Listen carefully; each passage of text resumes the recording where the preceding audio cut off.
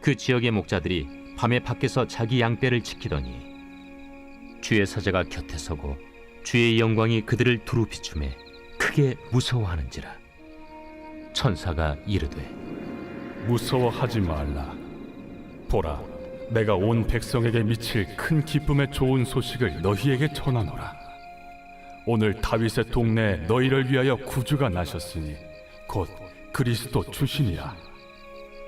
너희가 가서 강부에 쌓여 구유에 뉘어 있는 나귀를 보리니 이것이 너희에게 표적이니라. 하더니 호련히 수많은 천군이 그 천사와 함께 하나님을 찬송하여 이르되 지극히 높은 곳에서는 하나님께 영광이요 땅에서는 하나님이 기뻐하신 사람들 중에 평화로다. 아버지 하나님, 우리와 함께 하시기 위해 이 땅에 오셔서 지금 우리와 함께 하심에 감사합니다. 우리의 모든 염려 걱정 주 앞에 내어 맡기고 하나님께서 우리를 돌봐주시는 은혜 안에서 살아갈 수 있는 주의 백성들 될 수 있도록 역사하여 주시옵소서. 이 시간 하나님 말씀을 나눕니다. 성령님 간섭하여 주시고 은혜 내려주셔서 영이여 생명이여 능력으로 우리 심령 가운데 새겨지게 하시고 우리의 한 주의 삶이 주께서 우리에게 허락하신 평안 가운데 지낼 수 있도록 은혜 내려 주시옵소서. 시종을 주님께 의탁드리옵고 감사하며 예수 그리스도의 이름으로 기도합니다. 아멘. 복된 주일입니다. 우리 주 예수 그리스도의 은혜와 평강이 가득하시길 축원드립니다. 오늘은 대림절 두 번째 주일입니다. 지난주에는 소망의 초를 밝혔고요, 이번 주에는 평화의 초를 밝혔습니다. 그래서 교회는 이 두 개의 초를 통해서 하나님 앞에 오직 예수님만이 우리의 참 소망과 평화가 되십니다 라고 고백하고 있습니다. 그래서 오늘 말씀의 주제는 평화입니다. 한 목사님이 비행기를 타고 겪게 되었던 이야기를 이렇게 글로 적으셨습니다.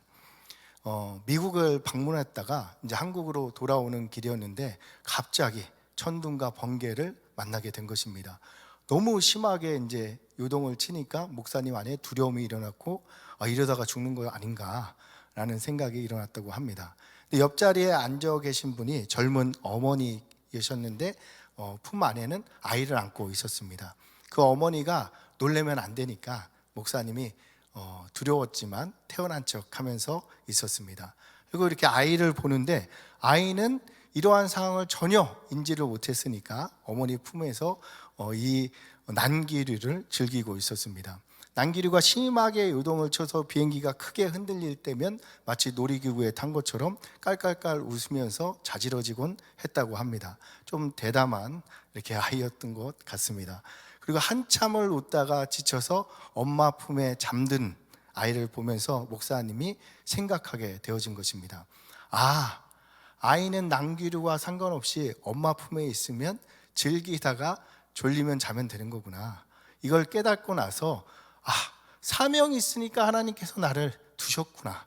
그럼 뭐 죽을 거 염려할 필요가 없지 라고 하나님을 바라보는 순간 자신에게 평화가 임했더라 라는 글을 남겨주신 것입니다.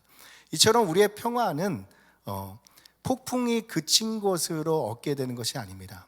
하나님이 우리의 아버지로 믿어지는 그 어디서나 우리는 평화를 누릴 수 있는 것입니다. 인간은 늘 평화와 평안을 꿈꾸지만 인간의 역사를 보면 이와 반대로 전쟁의 역사임을 알게 됩니다. 지난 2000년간 지구상에 공식적으로 확인될 수 있는 전쟁의 횟수가 3,300회 이상이라고 합니다. 오늘날도 지구상에 전쟁과 분쟁을 지금 이루어지고 있는 나라들이 14개국 이상 되고 있습니다.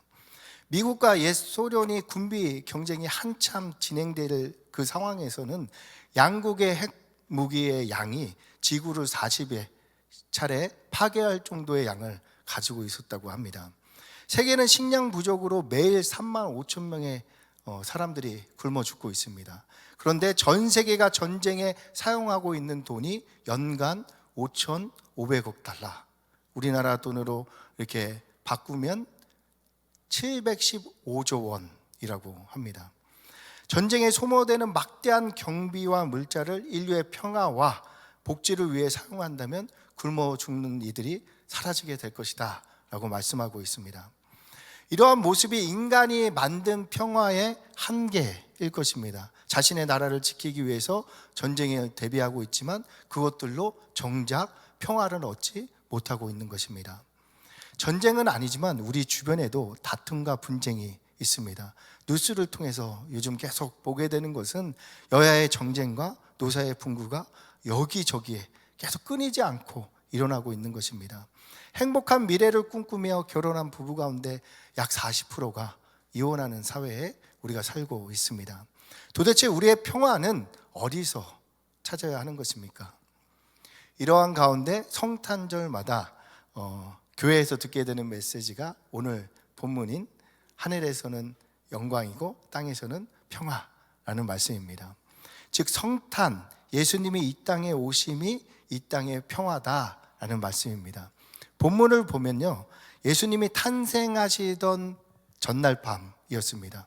천사들이 양을 치고 있는 목자들에게 나타나서 주께서 오시는 복된 소식을 증거합니다.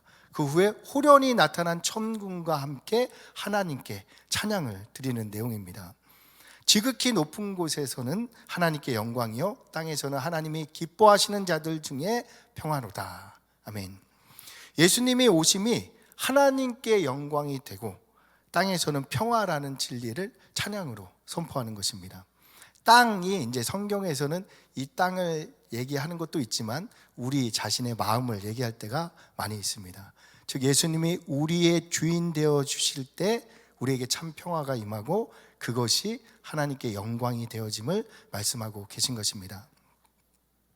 예수님의 평화는 이 땅에 오실 때도 선포되었지만 돌아가실 때도 선포되고 있는 것을 알게 됩니다. 예수님이 십자가에서 자신의 생명을 내어주시기 위해 예루살렘으로 올라가실 때 많은 백성들이 예수님을 환영하면서 외친 소리가 있습니다. 누가복음 19장의 말씀을 함께 읽겠습니다. 시작.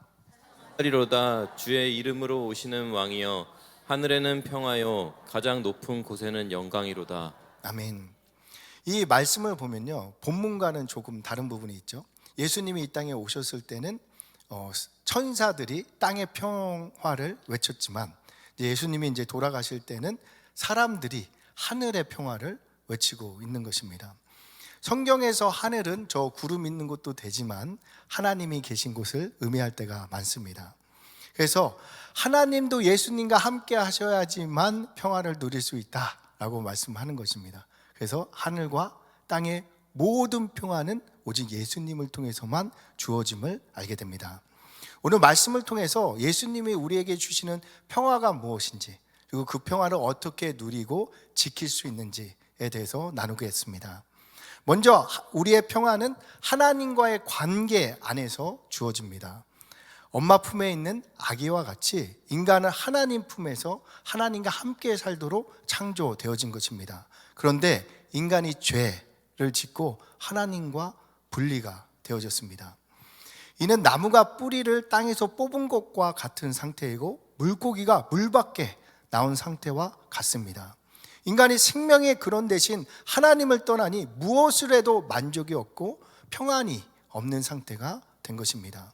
스스로 이 문제를 해결하기 위해서 안목의 정욕, 육신의 정욕, 이생의 자랑을 쫓아서 살게 되어졌습니다. 자신의 정욕을 이루면 그곳에서 만족과 평안을 얻을 것이라 생각을 했지만 엄마 품에서 떨어진 아이가 놀이동산에 가도 양손에 장난감이 가득 있어도 엄마를 찾으며 울게 되는 것과 같이 하나님을 떠난 인간에게는 불안과 불화만 남게 되는 것입니다. 심리학자들에 의하면 인간의 평화를 깨트리는 4가지 욕망이 있다고 합니다. 첫째는 자기 과시의 욕망입니다. 개인적으로 자기를 높이려고 하고 국가적으로도 자국의 우월주의에 빠지게 되면 시끄럽게 된다는 것입니다. 서로 자기가 잘났다 말하는 곳에 시끄러운 소란이 일어나는 것은 어쩌면 당연하다 여길 수 있습니다. 둘째는 소유의 욕망입니다. 하나님께서는 인간이 충분히 넉넉히 잘 살 수 있는 자원들을 우리에게 허락해 주셨는데 지나친 소유욕으로 인해서 분쟁이 끊이지 않게 되어졌다는 것입니다. 셋째는 기득권의 욕망입니다. 가지고 있는 기득권을 붙들고 내려놓지 못하고 있으니 다음 세들과 교감하는 것이 아니라 싸움이 일어나게 된다는 것입니다. 넷째는 이익의 욕망입니다. 자신은 결코 손해볼 수 없다라는 마음이 결국은 분쟁을 만든다라고 하고 있습니다. 이렇게 인간의 평화를 깨트리는 욕망들이 사실은 인간의 죄로부터 시작되어졌다라는 말씀입니다. 그래서 본문은 단순히 평화만을 얘기하는 것이 아니라 하나님께 영광이고 땅의 평화를 말씀하고 있는 것입니다. 즉 인간이 하나님께 영광을 돌릴 수 있는 상태가 되어야지만 이 땅에서 평화를 누릴 수 있다라는 말씀입니다. 그런데 왜 인간이 하나님께 영광을 돌리지 못하게 되었습니까? 로마서 3장 23절의 말씀을 함께 읽겠습니다. 시작. 모든 사람이 죄를 범하였음에 하나님의 영광에 이르지 못하더니. 죄, 즉 하나님을 떠났기 때문에 하나님의 영광에 이르지 못하게 되었고 이로부터 인간은 평화를 잃어버리게 된 것입니다. 하나님께 돌아가야지만 평화를 얻을 수 있는데 이 진리를 모르니까 스스로의 힘으로 평화를 쟁취하려는 시도를 끊임없이 반복하게 되어졌습니다. 이러한 시도들이 역사 속에서 반복되어 드러나고 있습니다.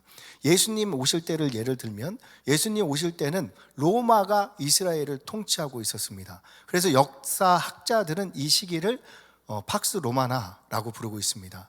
라틴어로 팍스는 평화를 의미하고 로마나는 로마를 의미합니다. 팍스 로마나는 로마에 의해서 이루어진 평화라는 의미가 되는 것입니다. 로마 제국은 오랫동안 영토를 확장하기 위해서 치열한 전쟁을 치르고 있었기 때문에 평화가 없는 시기를 오랫동안 갖고 있었습니다. 그러다가 예수님이 오실 즈음인 1세기경이 되어서 충분한 영토와 군사들을 확보해서 대제국으로 성장하게 된 것입니다. 그때부터 로마가 영토 확장을 축소하고 전쟁을 줄이니 비교적 평화로운 시기가 찾아왔다라는 것이죠. 그래서 학자들이 이 시기를 로마의 강력한 군사력으로 인해서 이루어진 평화의 시기다라는 의미로 팍스 로마나라고 부르고 있습니다. 그래서 강대국의 힘으로 평화의 상태가 만들어질 때 사람들이 팍스라는 접두사를 붙여서 표현하고 있습니다. 세계 2차 대전 이후에 미국의 강력한 군사력을 바탕으로 세계의 평화가 조성된 것을 일컬어서 팍스 아메리카나라고 부르는 것입니다. 그런데 요즘은 이 팍스를 개인에게도 붙이는 경우가 있습니다. 팍스 사장, 팍스 상사, 팍스 남편 이렇게 불리는 것입니다. 자신의 권력이나 힘으로 상대로 하여금 불평을 못하도록 만드는 것입니다. 힘과 권력으로 상대를 눌러서 불평하지 못하게 만드는 것은 평화라고 할 수 없을 것입니다. 그래서 로마가 이룬 평화 역시도 진정한 평화는 아니었습니다. 외적으로는 전쟁이 없었기 때문에 평화롭게 보일 수 있지만 그것은 로마의 폭력적인 군사력 앞에 억눌린 상태였던 것입니다. 하나님이 예수님을 통해서 우리에게 주시려고 하는 평화는 이러한 평화가 아닙니다. 평화가 라틴어로는 팍스지만 히브리어로는 샬롬입니다. 샬롬은 단순히 전쟁이 그친 상태를 의미하고 있지 않습니다. 유대인들이 창조주 하나님께서 원래 의도하신 대로 피조세계가 작동되고 있을 때 샬롬이다 라고 부르고 있습니다. 즉 하나님과 인간관계 사이로 보면 하나님이 우리의 아버지 되심이 믿어질 때 우리는 샬롬이라고 고백할 수 있는 것입니다. 물고기가 물속에 있고 나무가 뿌리를 땅에 두고 인간이 하나님의 뜻 안에서 거함이 믿어질 때에 우리는 샬롬의 평화를 말하게 되는 것입니다. 동방 최고 부자였던 욥이 많은 재산과 자녀들이 있었습니다. 그는 인격자였고 마을 사람들로부터 존경을 받는 사람이었습니다. 그런 사람들의 부러움의 대상이었던 욥에게도 염려가 있었습니다. 자신에게 있는 이러한 재물과 자녀들과 건강이 어느 때 깨질 수 있다라는 불안함, 두려움이 있었던 것입니다. 그의 두려움이 그대로 어느 한날에 임하게 되었는데 그의 모든 재산과 자녀들과 건강을 한순간 잃게 된 것입니다. 학자들은 이 욥이 고난받은 기간을 7개월에서 9개월 정도로 생각하고 있습니다. 귀로만 그 고통의 시간 가운데 욥이 귀로만 듣던 하나님을 눈으로 보는 듯 깨닫게 되어졌습니다. 그렇지, 하나님이 만물의 주관자시지, 적신으로 왔으니 적신으로 가는 것이 맞지, 이 땅에서 청지기로 살다가 아버지께 돌아가는 것이지 라는 하나님을 향한 온전한 깨달음을 얻게 되자 하나님을 자녀를 잃고 재산을 잃고 건강을 잃었음에도 찬양할 수 있게 되어졌습니다. 이 찬양을 하나님 앞에 드리자 하나님께서 욥에게 참 평화와 평안을 허락해 주신 것입니다. 욥이 샬롬을 누리게 되자 이전에 소유했던 그 욥의 소유의 갑절의 은혜가 하나님으로부터 주어졌습니다. 즉 하나님과의 바른 관계가 회복되어지니 갑절의 평안이 욥에게 주어졌음을 우리가 알게 되는 것입니다. 욥이 재산을 찾고 자녀를 찾고 건강을 찾아서 평안을 얻은 것이 아닙니다. 모든 것을 잃었음에도 하나님을 아버지로 만나자 그에게 참 평안이 임하게 된 것입니다. 오직 예수님만이 그 어떤 문제에서라도 우리를 아버지께 인도하시는 참 길이 되어주십니다. 그래서 천사들이 예수님이 이 땅에 오심을 평화다라고 찬양한 겁니다. 어떠한 상황 가운데서도 아들을 내어주실 정도로 우리를 사랑하시는 아버지 하나님을 믿으심으로 평화를 누리시는 우리 모두가 되시길 예수님의 이름으로 축원드립니다. 다음은 평화는 평안을 우리에게 누리게 합니다. 평화를 주제로 한 그림 공모전이 있었습니다. 한 화가가 철묘한 아름다움과 고요함을 갖춘 풍경을 그렸습니다. 보기만 해도 평화로운 마음이 일어나는 풍경화였다고 합니다. 시냇가가 이렇게 시냇물이 흐르고요, 시냇물 옆에는 푸른 초장이 있고 그 초장에는 양들이 풀을 뜯고 있습니다. 주변에 이제 나무들이 있었는데 나무 위에는 새들이 날아다니고 그 나무 아래는 아이들이 뛰놀고 있습니다. 하늘에는 구름이 들어져 있고 산 중턱에는 그 구름의 그림자가 드리워져 있었습니다. 그런데 이 평화의 상을 탄 그림은 이 그림이 아니고요, 심지어 그 그림은 우리가 볼 때는 평화롭게 보이지 않는 그림이었다고 합니다.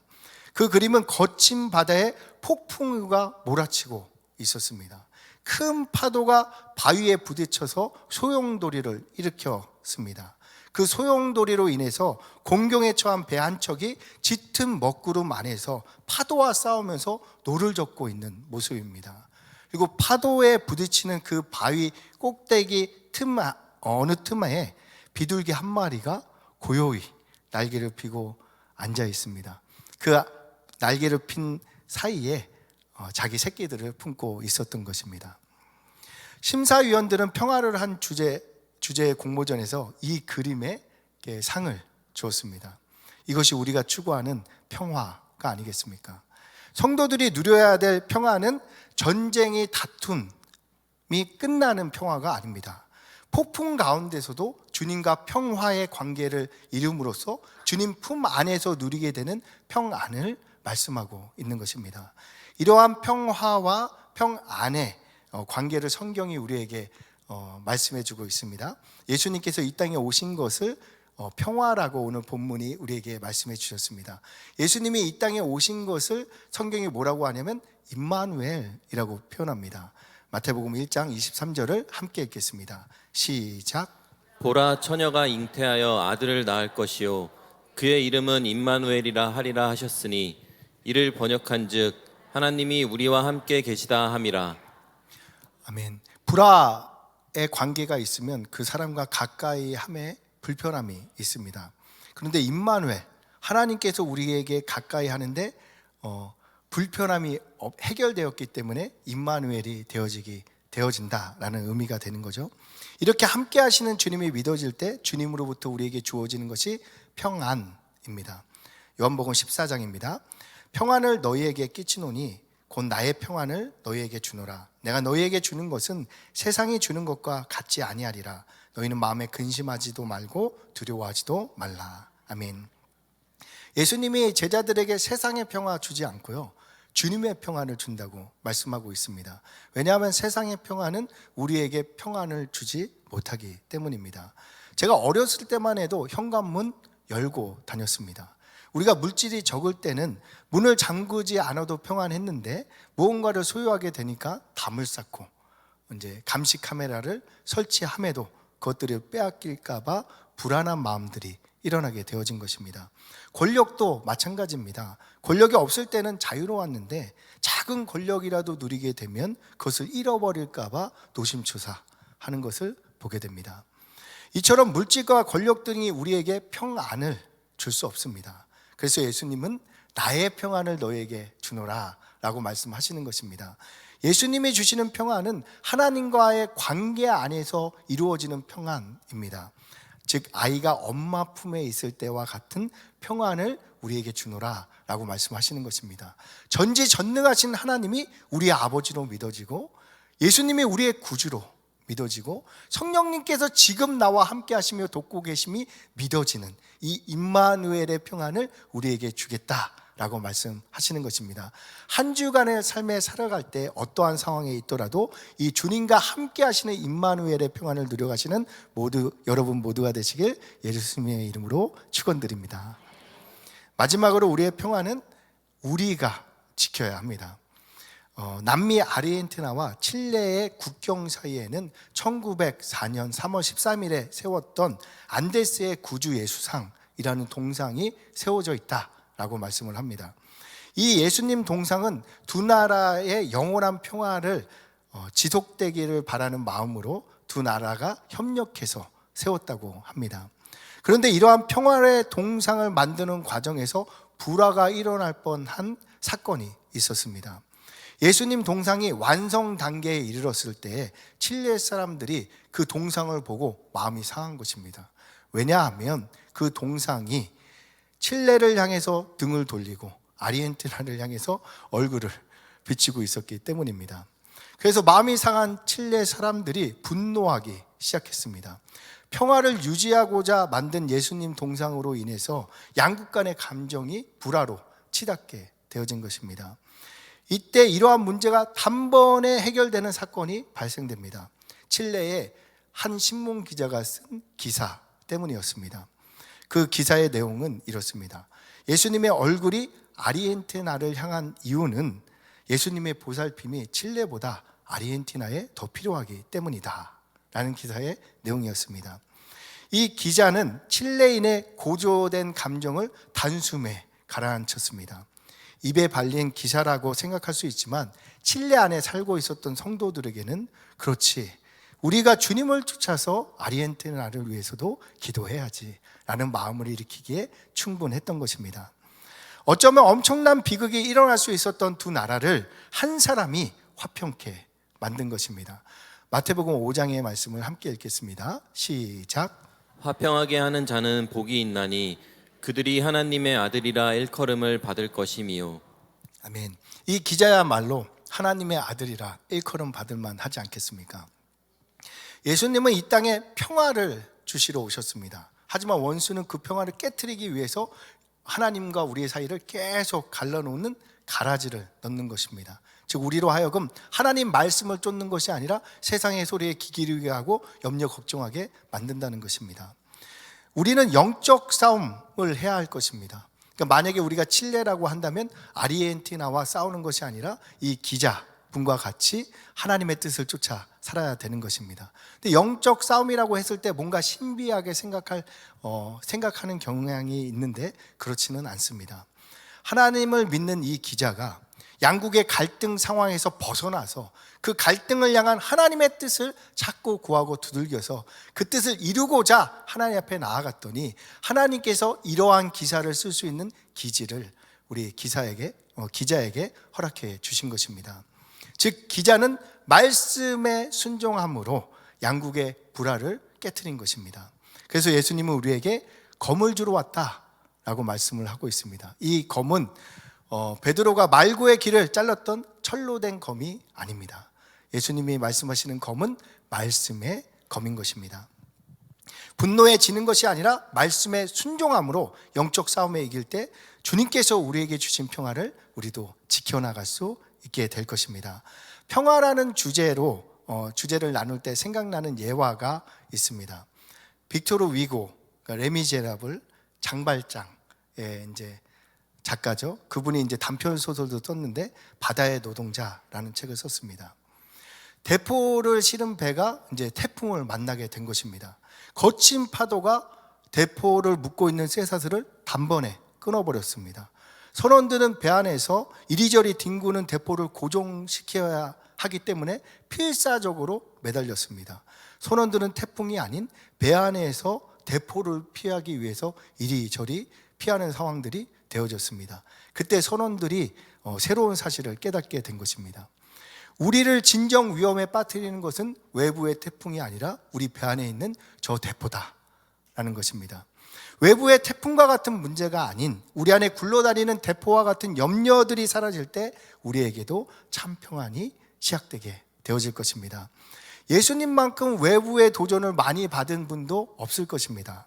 예수님과 함께 다녔던 요한과 야고보는 그 세상 사람들이 예수님을 도전하고 핍박하는 것을 보면서 화가 나서 하늘로부터 불을 내려서 저들을 멸해달라고 요청할 정도였습니다. 이러한 제자들이었지만 예수님과 함께하니 그 분노가 가라앉고 평화를 누리게 되었습니다. 왜냐하면 예수님은 외부의 문제와 상관없이 언제나 평안을 누리고 계셨기 때문입니다. 많은 사람들이 예수님께 싸움을 걸었지만 예수님은 평안을 뺏긴 적이 단 한 번도 없습니다. 왜냐하면 예수님의 평안은 외부에 있는 것이 아니라 예수님 안에 있었기 때문입니다. 예수님은 그 어떤 순간에도 하나님이 나와 함께 하심을 놓치지 않았다라는 말씀입니다. 지금도 우리를 사랑하시는 주님이 우리와 함께 하시고 우리를 가장 좋은 길로 인도하고 계십니다. 이 진리를 믿을 때 우리도 우리의 평화를 지켜나갈 수 있게 되어지는 것입니다. 말씀을 정리하겠습니다. 세상에는 많은 불화가 있습니다. 그 불화의 원인들을 찾아보면 의외로 사소한 것들로 시작되는 경우가 많이 있다는 것입니다.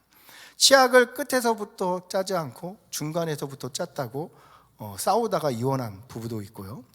양말을 똑바로 벗지 않고 뒤집어서 벗어놓는다고 잔소리하다가 이혼하는 부부들도 있다고 합니다. 단지 그것 때문에 이혼하지는 않았을 것입니다. 배경이 그렇다는 것이겠죠. 오늘날 팍스 로마나와 같은 겨짓 평화가 많이 있습니다. 상대의 길을 눌러서 불평불만 못하게 만드는 것입니다. 내가 돈 벌어주니까 치약은 끝에서부터 짜. 내가 청소하니까 양말은 똑바로 벗어. 언젠가 상대가 참지 못하고 분노가 폭발하는 날에 오면 우리 사회가 왜 이혼율이 40%나 되는지를 깨닫게 될 것입니다. 우리의 평화는 오직 예수님 안에 있습니다. 하나님이신 예수님이 이 땅에 오신 이유가 있지 않겠습니까? 예수님의 찔림은 우리의 허물 때문이었습니다. 예수님의 상함은 우리의 죄악 때문이었습니다. 예수님의 채찍에 맞음으로 우리가 나음을 입었습니다. 예수님이 징계를 받으셨습니다. 우리의 평화를 위함이었습니다. 그 예수님이 십자가에서 다 이루었다 말씀하셨습니다. 하나님이신 예수님이 다 이루었다 했다면 우리의 구원에 조금도 부족함이 없다라는 것입니다. 이 말씀을 믿고 당면한 문제가 아닌 주님의 십자가의 은혜 안으로 들어가 보시길 축원합니다. 대림절 이 평화의 주간에 아버지 하나님 품 안에 거하심으로 참된 평안을 누리는 우리 모두가 되시길 예수님의 이름으로 축원드립니다.